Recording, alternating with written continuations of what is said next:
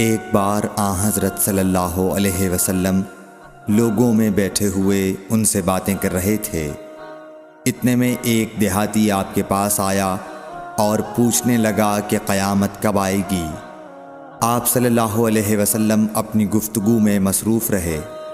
بعض لوگ جو مجلس میں تھے کہنے لگے، آپ صلی اللہ علیہ وسلم نے دیہاتی کی بات سنی لیکن پسند نہیں کی، اور بعض کہنے لگے کہ نہیں، بلکہ آپ نے اس کی بات سنی ہی نہیں۔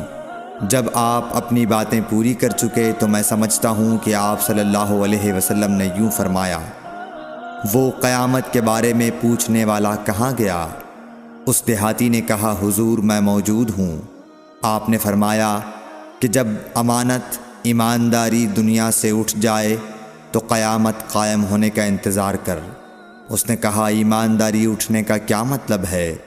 آپ صلی اللہ علیہ وسلم نے فرمایا کہ جب حکومت کے کاروبار نالائق لوگوں کو سونپ دیے جائیں تو قیامت کا انتظار کر۔